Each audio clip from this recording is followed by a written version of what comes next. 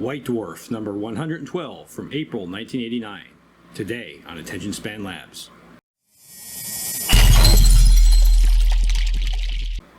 Hello and welcome to Attention Span Labs. I'm your host, Michael A. DiBaggio.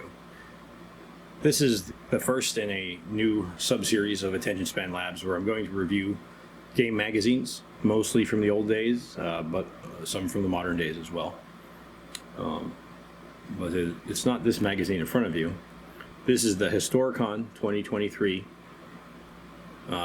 program booklet, which is where I just was this weekend. I was there, I mentioned many times, I was there Friday and Saturday. And one of the more interesting pickups I made there, and I bought a lot of cool stuff.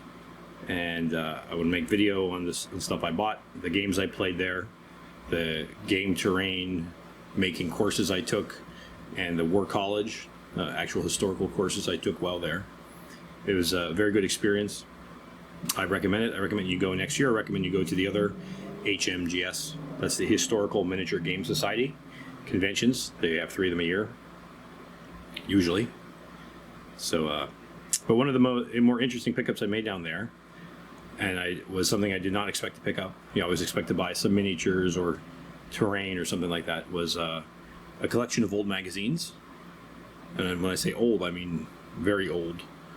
There's a significant portion of the audience, I think, that is younger than this magazine and some of the other magazines that I'm going to show you.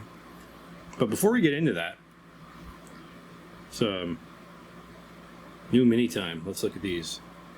These are recently painted, finished painted. Let's move this. Move these aside. These are Powered Armor Minis by Anvil Industry. You've seen some other ones I had before. These are they're a 28mm scale. They're made for their Afterlife game. I do have the Afterlife rules. I have not played them, but I really like their minis. And these are resin. This dude has a chain gun. Here's another one with a missile rack. You know what these would be great for? I have a bunch more, so when I'm close to finishing them, I'll display them as a unit. But I think these would be great for Starship Troopers. More novel-oriented Starship Troopers, obviously. But I kind of painted these to look like Jake Rockwell from the Centaurians. You guys remember Centaurians? Toys from the 80s. If you're my age or older, you probably will. Alright, so enough of the miniatures. Let's get on to the book. The game magazine I'll be leafing through and talking to you about in detail today is White Dwarf, issue number 112 from April 1989. Now, in April 1989, I was 5 years old. I was winding down my first year of kindergarten, I believe, so I didn't know anything about miniature wargaming, except to the extent of playing with little toy soldiers. And so this is not my book. It's not my dad's book or anything like that. This is, as I said before, I picked this up in a lot of close to 40 issues of White Dwarf at Historicon that were being sold at the flea market there, Wally's Basement. I didn't expect to find these. I didn't expect to purchase them, but I saw them, and they were listed. Unlike old issues of Dragon and Dungeon magazine they had there, which they wanted like $5 and $10 a pop for, sometimes more. The demand for these, I guess, was considerably less, and he was, or at least he didn't think they were, because he was trying to sell them for $1 a piece. Now there was close to 40 of them there. I think it was like 36 or 7. I don't remember exactly, and they're all old, from the 80s to the early 90s. Which was the period of this time that I like very much. And I offered him $25 for him, and he said, yeah, sure, great. So I took him. So it was a very good deal, well under $1 an issue. Now let's talk about this. For those who are not well versed in miniature tabletop gaming history, there was a company in the 80s and 90s that produced some fun games. They're called the they had a fantasy game and they had a science fiction game called Space Maze 69,000. Grimdark, Terrifying Adventures in the 70th Millennium. And they're one of the first war games I got into, and what was the company called? It was something like Game Factory or Game Garage, or I don't remember what they were, but they made these games, and they were cool. And it was, what's this? Oh, apparently it's called Games Workshop. That's weird. I thought they made Traveler. Oh well, but regardless, they're not around anymore. And about 25 years ago, I guess, they went out of business. Which, it isn't bad. It's not always a bad thing. Because as they say, you either die a hero or you live long enough to see yourself turn into the villain.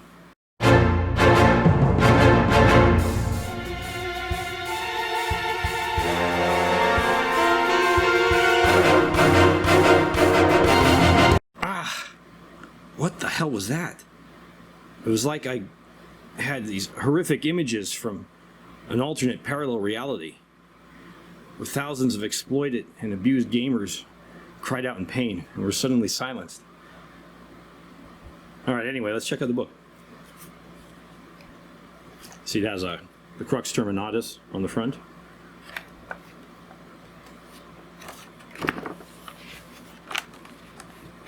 Look at the opening page and the table of contents. There's an ad for the Predator plastic kit, the round-turreted Predator. It was new. It says available this spring, so it might not even have been out yet by the time this hit press. What's the price on that one? Well, we'll answer that question a little bit. So as I said, this is issue. Let's look at the table of contents. Issue 112 from 1989.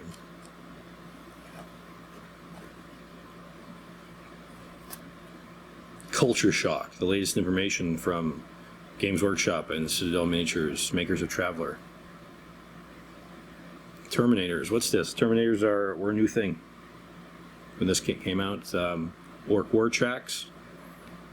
Vulture Warriors, that's a very interesting one. Was that like Paranoia Troubleshooters? Oh, wow. Huh, hard to believe, huh? They would do a crossover with another game. This was a very different time. Dark Future. Warhammer Fantasy Roleplay. So when this came out, all joking aside, oh, look at that. Look at those guys on the bottom. Look at Jervis, Rick Priestley. Back when Rick had some hair. Oh, most of his hair was still not there, but look at these guys. John Blanche. You know some of these guys, I think. Yeah. All right. So, moving on. There's a map of their stockists and some. So this was a time when very few stores carried their product, especially in the United States. They actually have a list of stores that are known to carry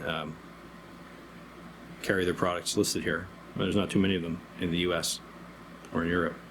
Now, there may have been others, I don't know, but these are the ones they chose to focus on with a nice little fantasy battle style map. And this, some stuff about what's going on in the office, in Yield office. Interesting thing to note here, it talks about their work on Space Hulk, which would be Space Hulk First Edition, which was not yet out yet. Predators and Terminators. Terminators mainly for Space Hulk, but there was a whole Terminator kit coming out that had not been released yet. Something interesting I want to talk about here with their Talisman game, which is kind of like a fantasy board game. I think it was like, I've never played it, but I believe it was kind of like a more expensive Hero Quest. I'm not sure if Hero Quest was released yet when this book came out. There's not mention of it, but I'll get to Hero Quest in a minute.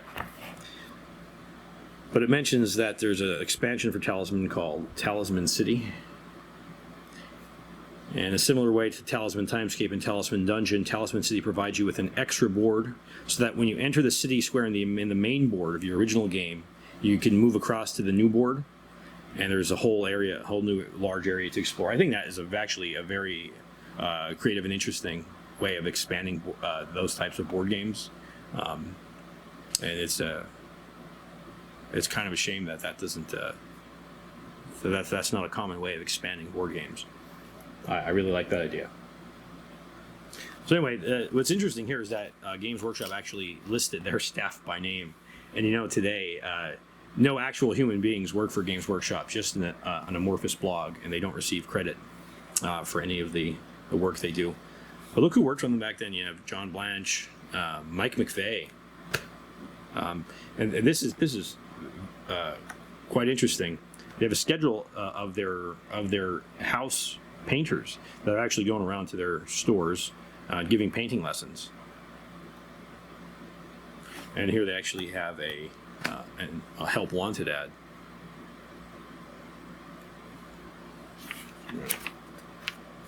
It's coming up. Well, another book. So I mentioned Space Hulk was not yet out yet. There's a competition here to get it, and also that had not been released yet is Realm of Chaos: The Lost and the Damned. That's the Nurgle and Tzeentch book. To Tzeentch. If you want to enter the contest, you can. Ask some questions here. There we go.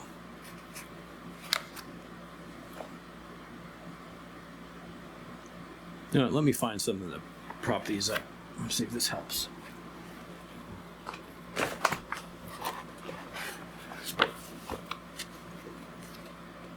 Trying to get rid of that glare from the fluorescent lights. As you can see,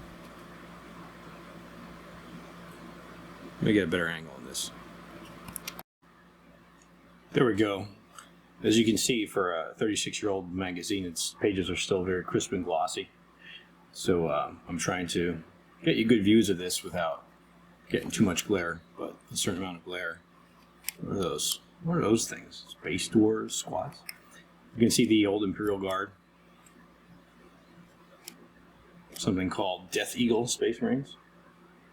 Interesting sculpt in them, and an Ogren up top. So speaking of the gloss, I'll say, yeah, it's very glossy pages. I have a substantial collection of new and old gaming magazines, and I have to say that this is not, in terms of production quality, it is not the very top, but it's up there. The pages are very thick. They have, they don't tear easily. It's not cheap newsprint, and it has a nice page feel. Nice hand feel. I can't believe I said hand feel. I feel like one of those wine reviewers that just makes some crap up, but you know what I'm talking about. Feels good in your hand. I'm turning back the page because I forgot. Mentions here that they're working on, at this time, art books. And they had one for something called Rat Spike. But then they're planning the Blood and Iron Les Edwards book. That's the book that the Bard shows off in the Hero Quest video. The one where the Hero Quest cover features grand prominence. Yeah, but it wasn't out yet. Interesting. So that's why I don't know if Hero Quest is... the question I have is whether Hero Quest was released already, because obviously that made it in this book, or whether the art of Hero Quest was done sort of independently. Obviously, '89 it would have been released somewhere, but how far in advance did he have that art done? Did he have that art sort of independently? Obviously, it's based on the old Warhammer Fantasy Battles, fantasy roleplay, but did that artwork sort of inspire the game? Did they get the request, team up with Milton Bradley, and be like, yeah, this is what we'll do. We'll base it on this artwork here. There's the mail order catalog. Advertising Lost and Damned. Look at that up top. They're still selling Advanced Dungeons and Dragons. Now, this is second edition. So for those who don't know, the way that this Games Workshop company got big originally is that I think they were the sole distributor of TSR's D&D products. TSR is another company that, boy, it's good they went out of business, right? And it's a shame we don't have D&D anymore, I guess. But you know, hey, you got to move on. It's a good thing they weren't bought out by this awful corporation like Hasbro or something. Imperial Guard Space Dwarves, 36 multi-part plastic squat miniatures for Space Mace 69. So they had multi-part plastic sets even back then, even for squats.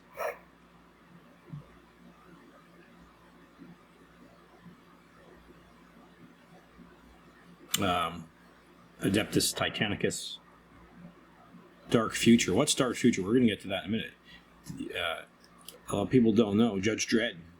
Back then, they not only distributed other people's books, they actually made games that weren't related to Space Mace. There we go. Here's the ye old Terminators.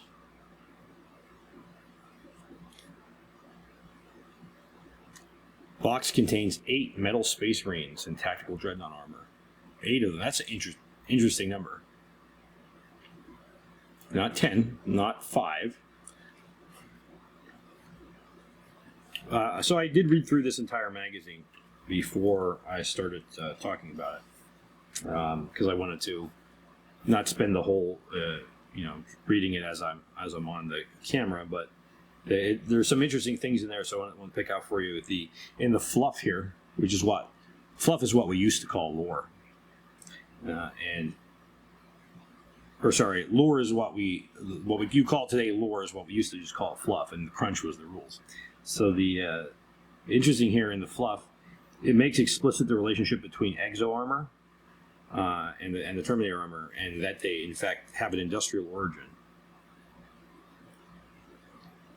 It says that is the only readily available armor suitable for working inside the high-pressure casings of plasma reactor shields or extremely corrosive environments inside the holds of bulk chemical carriers. It can also survive the colossal impact of high-speed orbital micro debris.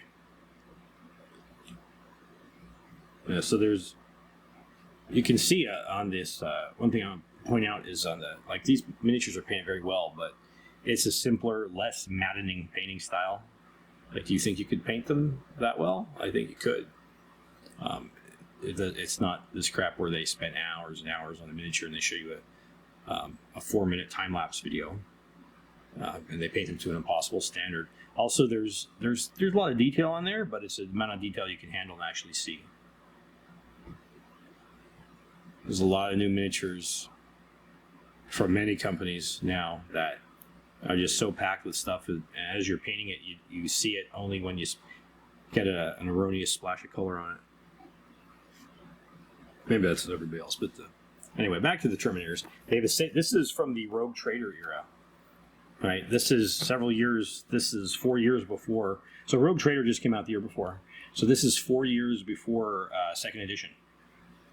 Back then, they did not come out with a new edition every 2 years or 18 months.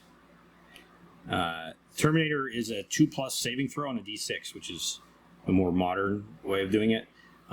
Interesting that in second edition it was actually 3+, but on 2d6. But it essentially has an invulnerable saving throw. It can never be modified past 6, no matter what the modifier is. But it has an additional saving throw. It's also, they do have refractor fields in here later on. You'll see that.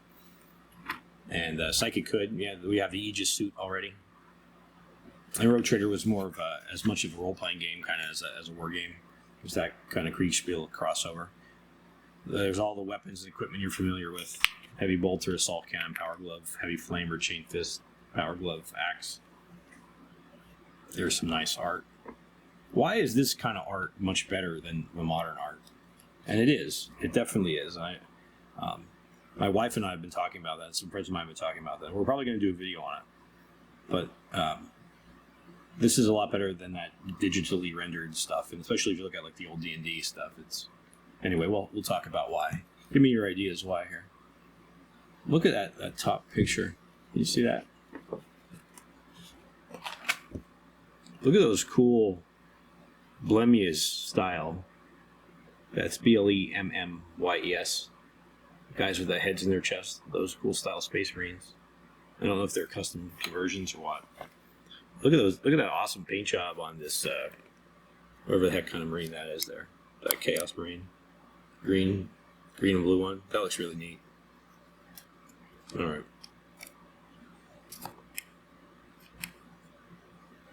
So,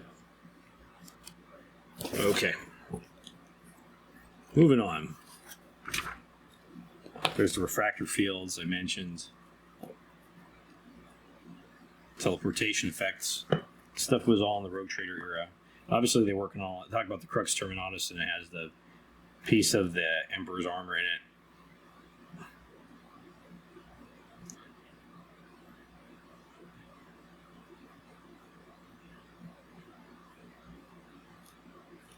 Some nice art. Hope you enjoy it. What else we got? Weapon badges. Oh, there's an ad for the Judge Dredd role-playing game.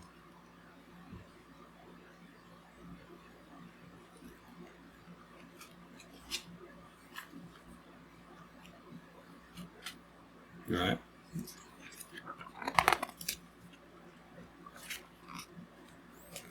There's the stat line, Rogue Trader Edition. The old catalog pages showing the squat bikers. The living ancestor. That looks ridiculous. But I do like the squats. Look at this critical mass. This is a review of fiction and not Games Workshop fiction. There's book reviews here for books by David Zindel, Ramsey Campbell, Gene Wolfe. As you can see on the other page, there's a Margaret Weiss, Tracy Hickman novel. So, you know, I don't withdraw him to the magical world of forging the dark sword. Is that D&D related? I'm not sure.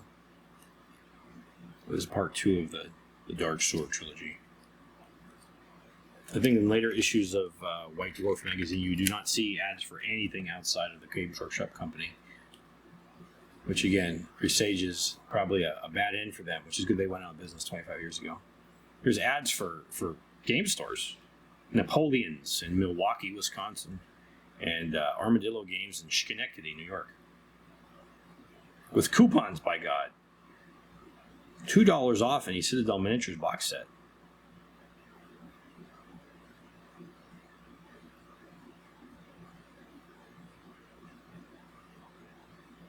Hey, that meant something back then. $10 off at Adeptus Titanicus, $7 off Warhammer 40K.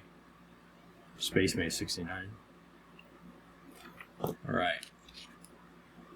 Ork Wartrakks and Field Gun. This is something interesting here. There's art for them. There's the Rogue Trader era stat lines there. There's old Rogue Trader era Gretchen. Now look at that, Ork Noble. So that's obviously where Knob comes from, and I didn't realize that until I saw this. There's an Ork Field Gun. Talks about the Orkian Limber, where you whack it off the coupling while the vehicle is rolling down the hill, and just see where it lands.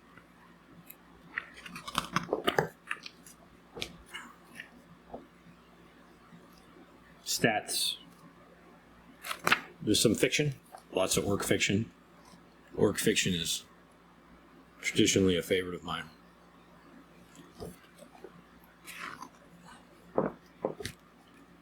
Interesting, sure this is the Hop Splat Round, which is a artillery shell with a big weighted chain on it, and it kind of is meant to just crash into a bunch of things. I don't think that would work pretty well, but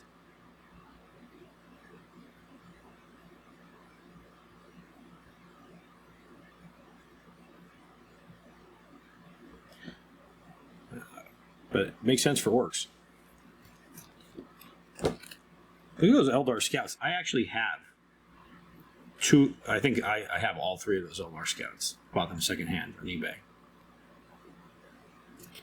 Good looking Rogue Trader hero. There's Fantasy Battle. There's a Knight Panther of the Empire. High Helm Knight. I think that's a Bretonnian. Look at that Chaos Knight with the tiger striped horse. That's pretty cool. Death Roll, Halfling Death Roller team for Blood Bowl. Again, ads for other places. Look, all right, now this is really interesting to me.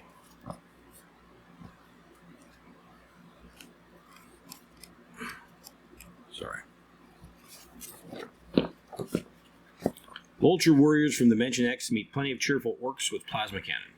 A Paranoia Space Mace 69K scenario.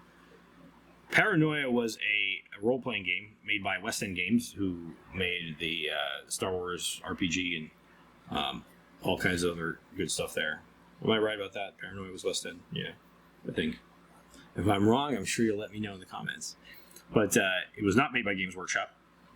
But this, and it was not primarily a war game either. This is a crossover for Space Mace 69. They actually give rules for your troubleshooter. Bring your troubleshooter characters over from this game. Bring them into Space Mace 69 Rogue Trader. And fight a bunch of orcs. The idea is that they're messing around with a teleporter and get zapped into an alternate universe.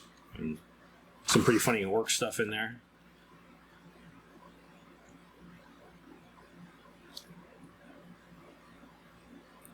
But if you knew this company in their later years, you would have never thought they would have done something like that.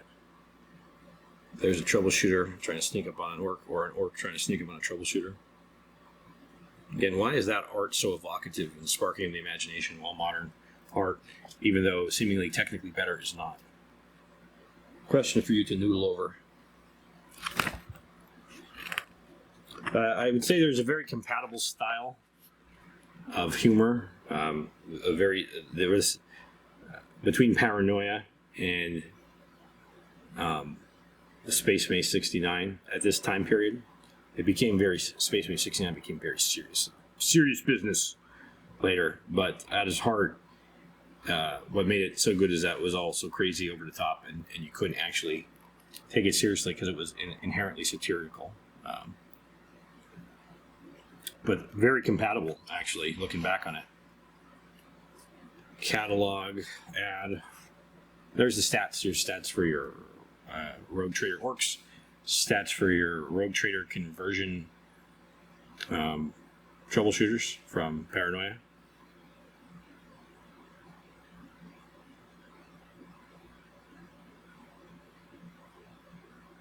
A lot of little in-jokes there.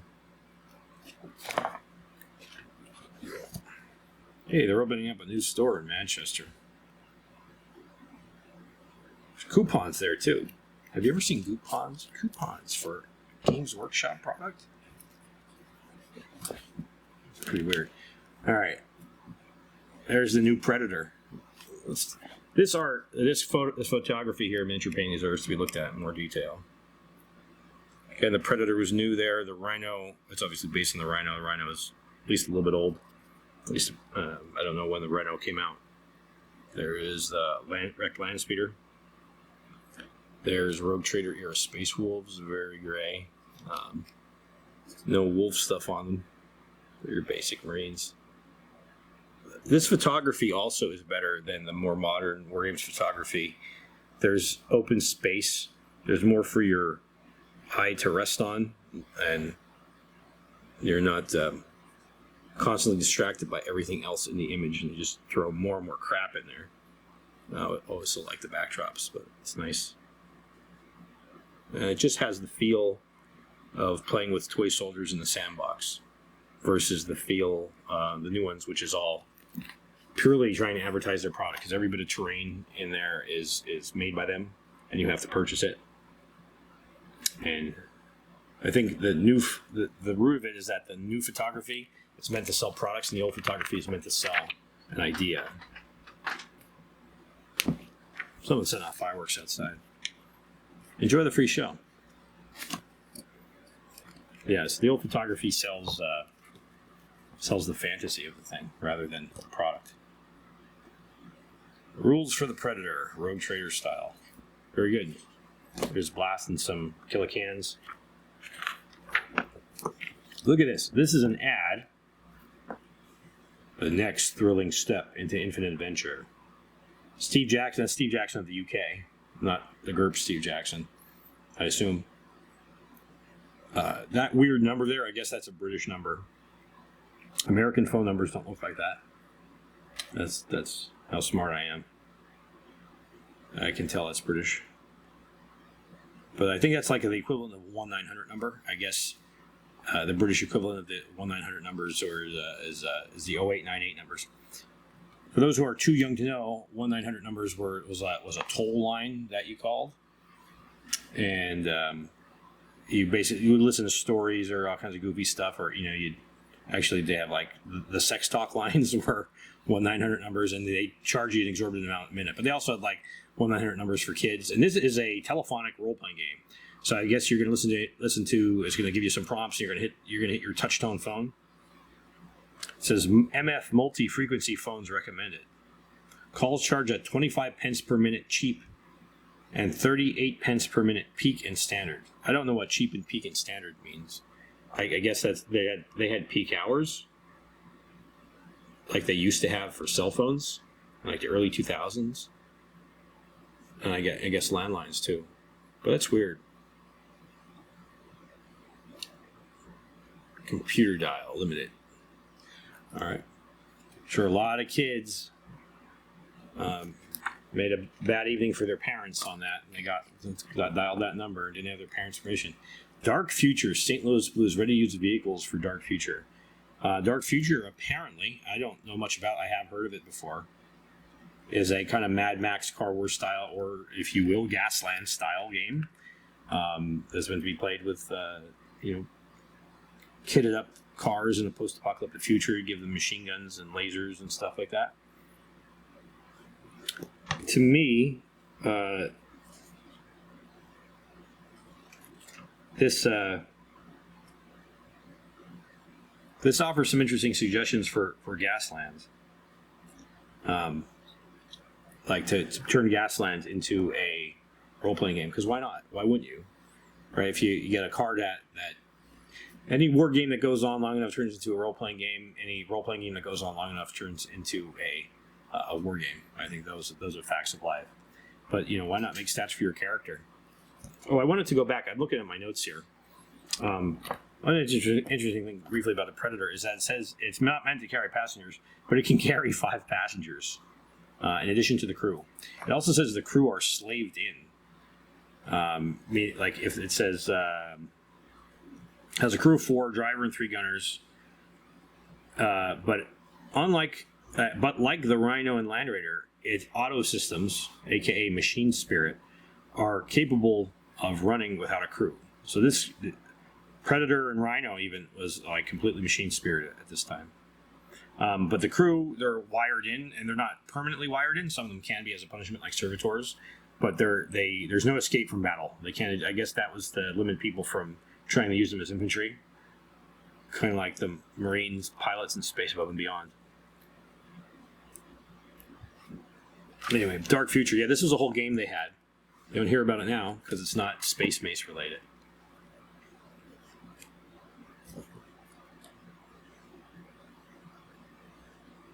There's a nice, attractive young punk woman bearing her crotch.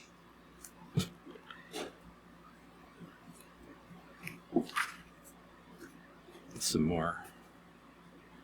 There's the Savage Wasteland Shaman.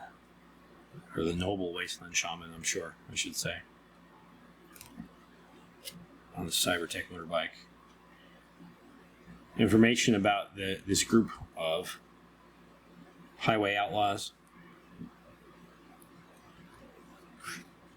There's the cards for the vehicles, the cars. Motorcycles. I don't know how this game played. Maybe someone in the comments can talk to me about it or suggest where I can look about it. Tell me if how well it compares to something like Gaslands. Or Car Wars must have been out by this time, 89.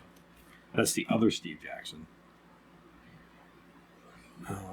There's an ad for Games Day, the Golden Demon Awards. Games Day was going to be at the Assembly Rooms in Derby. Saturday, May 27th, 1989.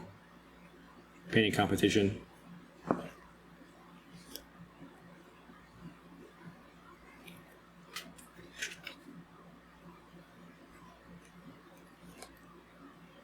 Getting to the end of the book here. Hey, look, there's an ad for the Compleat Strategist, which is a very good game store, very well-stocked game store. There's only 2 of them left. Used to be like 5, 6, 7 of them.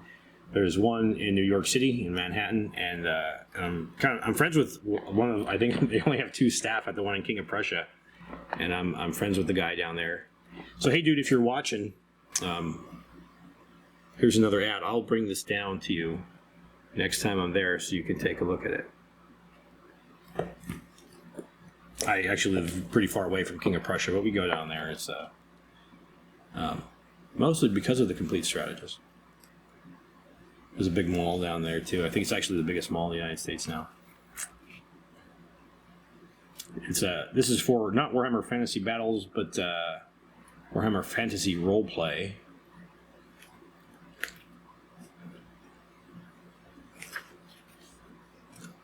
Which is actually has there's a soft spot in my heart for this. I think it's a very fun and evocative setting and system. That art's a little, I don't know. I know they're elves, but those legs seem wrong, a little bit disproportionate.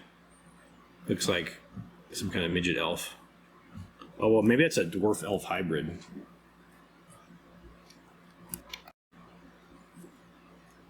Is that legal? Are there miscegenation laws against dwarves and elves mating in the old world? Something about Wardancers and their special skills.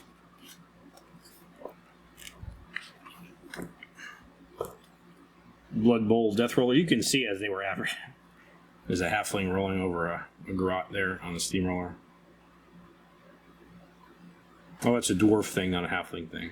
Okay, never mind. I was confused by the ad. You can see there's all kinds of features for the miniatures they have coming out. And the new, which is very good. Makes sense, doesn't it? Blood Bowl's not a game I'm familiar with. I mean, I know what it is, but I've never played it either.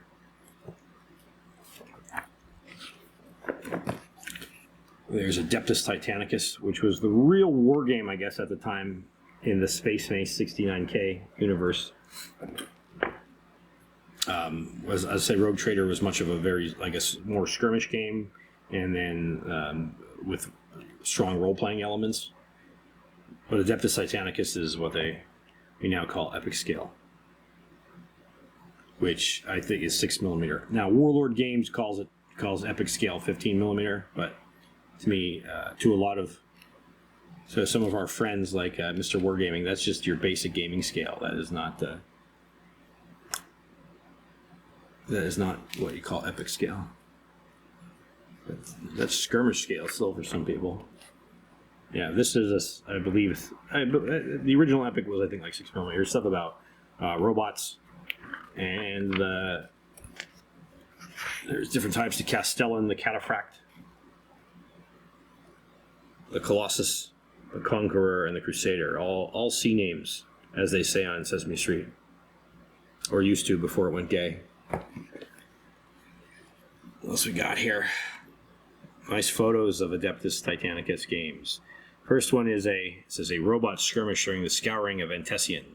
2 Firebrands, I guess that would be the Firebrand's Legion because they're Reaver Titans. Now, one's a Reaver and one's I can't tell what the other one is, a Warlord. Accompanied by Dreadnoughts and Conqueror-class robots of the Red Scorpions Space Marine chapter. Red Scorpions were a big, prominent chapter back then. Let's encounter a small holding force of rebel robots while making a flanking attack in the industrial sector of Mirrodin City. That's cool. This one's really cool. Look at that. That's obviously not a...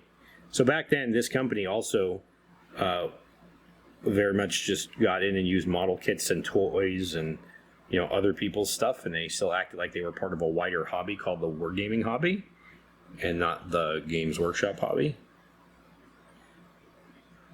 Trader forces deploy from an assault ship during the attempted relief of Barnstadt on Terran 4.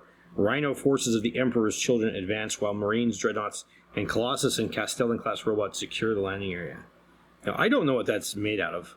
It looks to me almost like a Battlestar Galactica model, the front part, and maybe there's some Zoids parts on the side and on the top. I don't know for 100% sure. obviously, but these are, and I'm sure there's a lot of kit bashing going on from just other kind of model kits. But that's really cool. I really, really like that. Maybe we'll try and build it someday. Maybe one of my audience members will build it and tell me how they did it. There you go. There's your Castellan, Cataphract, Colossus, Crusader, Conqueror. And then another, look at advertising for other game stores that sell other games. Space 1889. Good game, by the way. Rollmaster, Middle Earth role-playing, MERP, as we call it. Historical board war games. Harn. Alright. We're almost at the end here. Here's that heavy metal. Look at that. Chaos Champions running about. There's that Tiger Stripe horse again. I love that. I love that. There's some good hobby stuff to be found here. It says, take a look at these are the new Rough Riders. Look at those Rough Riders. Imperial Guard Rough Riders. And look, they didn't all have, actually, none of them have the hunting lance. They all have guns. Isn't that interesting? I guess they could fight as, they could shoot on horseback or fight as dismounted cavalry. And it tells you, it shows you with some nice illustrated pictures how easily to paint different styles of horse. Chestnut, dapple gray, palomino. In case you didn't know what they were called. I didn't know what they were called. Skewbald and piebald. Who knew that didn't have anything to do with being bald? You probably did. But I'm not a horse expert. I'm the kind of guy that would go to a barn and expect to see a tiger striped horse like that one. That looks awesome. All right, here's Andy Craig's Eldar Harlequin. It's a 40K assassin conversion to make it look like Predator. Look at those old Harlequins. The Harlequin's kiss there. Squat Hearthguards. See, they weren't all space bikers. They're pretty cool. I like them. That one's really neat. That one right there. Squat Tech Priest. They're funny. They look like little Space Marines. Exo armor. Very stiff looking model. But that's what Terminator armor comes from. Hearthguards and Living Ancestor. Warlord. Another Living Ancestor. Yeah, let's get a close look about here. Let me show you that. That Chaos Champion on. Yeah, that's awesome. Coming up to the end. Painting horses. Yeah, this is actually a good advice article about it. Now it's specific to the colors they had at the time, but it tells you when to dapple, when to dry brush, and how to make it an easy job rather than get lost in the details.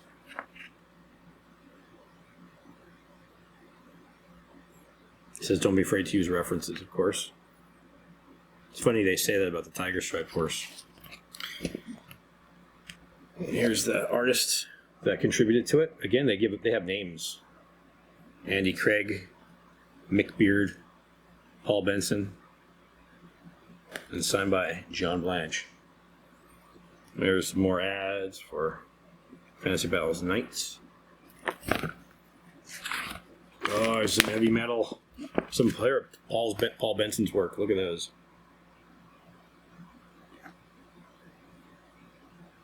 Mechanicus Rogue Trader Harlequin on an unusual base. It's actually not a base. It's not a standard base at all. Bunch of rocks. That looks cool. Rocks with bird droppings all over it. Huh. That's interesting. I wonder if they're real.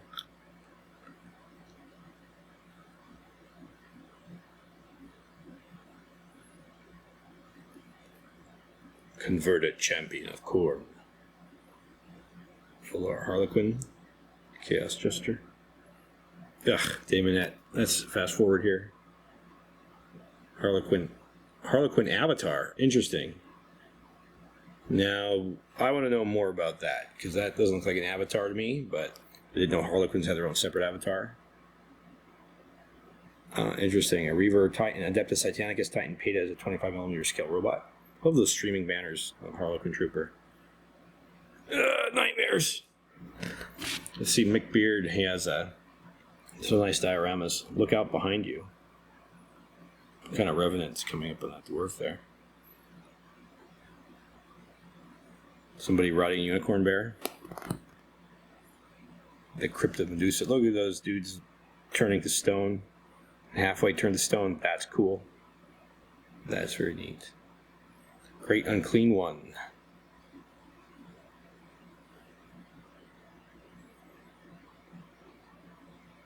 Bring out your dead. Plague card. Doomsville. Mounted Cornate Champion. Alright. More ads. Something called Orc's Nest. Anybody know what that is? An ad for a new expansion for Blood Bowl.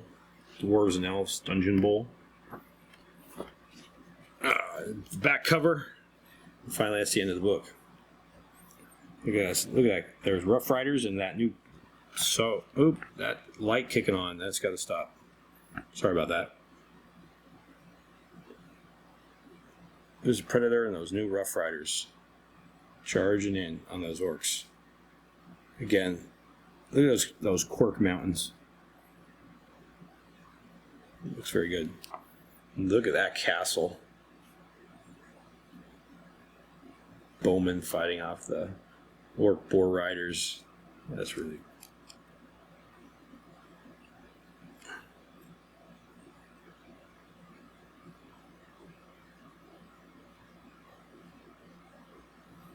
Sorry if you're getting dizzy. Try to make this as steady-handed as I can. All right. So that's all she wrote for White Dwarf issue 112. Now, as I said, I will make this a regular series. I have a lot of magazines I want to review. I want to review Ares game magazines from around the time I was born or even before. They were great gifts my wife gave. So just so you can see like the extent of the wargame and hobby magazines then and compared to now, and how much more of broad interest they were, and sort of how far we've fallen. And but I'll also review some new ones. I do subscribe to multiple magazines. I subscribe to Miniature Wargames magazine. I subscribe to Wargame Soldier and Strategy. I like both magazines, or I wouldn't pay for them. They're good. I enjoy getting them every month or every other month in the case of WS&S. White Dwarf, of course, I do not subscribe to because, well, the company that made this out of business. They don't make them anymore. And but yeah, so I'll look at some of those new ones. You can make particular recommendations of which one. I don't obviously have every issue, but if you want to see a particular theme, I'll dig through my my collection, see what I have. But I'm going to come back with the next sequential issue. It's not 113, but of that lot I bought, there's another White Dwarf, and I'm going to show you the table of contents. And instead of giving like a full in-depth long review like this was, I'll leave it to the comments to tell me what you want to see, what you want me to zoom in on in the table of contents, and I'll go into some more. I'll still do a very quick flip through. I won't make commentary on it, and I'll do an in-depth flip through, an in-depth analysis of those particular articles. Okay, so the next issue I have in sequential order from that lot is White Dwarf number 136. And this is quite a bit later after 112. This is from April 1991. So there's the table of contents. There's Games Workshop Store News, Space Marine, and Epic Battle. It's a battle report. How to paint Eldar Guardians. A Warhammer fantasy short story called The Magician's Son. Some stuff about grand opening of their stores, a look at Bretonnian Knight heraldry and how to paint them. More Games Workshop stores. I assume you won't want to read those, but if you want to, let me know in the comments. I'll dig into them. Fantasy Battles Q&A, Ork Freebooters Armies list, Ork Storm Boys, which were, I guess, a new release, and Coronate Ork Storm Boys. Again, this is still in the Rogue Trader era. This is not yet 2nd edition. Undead models from Marauder Miniatures, and how to model Ork battle wagons. So you guys tell me your preference in the comments, and I will dig into them. I will probably review this magazine in about a week's time, so you have until that time to tell me which articles you want me to dig into. And that's all for now. Thank you for watching. Hope you enjoyed the video. Give it a like, subscribe if you want to see more, and especially if you want to follow my Historicon developments. I have quite a bit to show you there. But hopefully I'll see you back next time. This is Attention Span Labs signing off.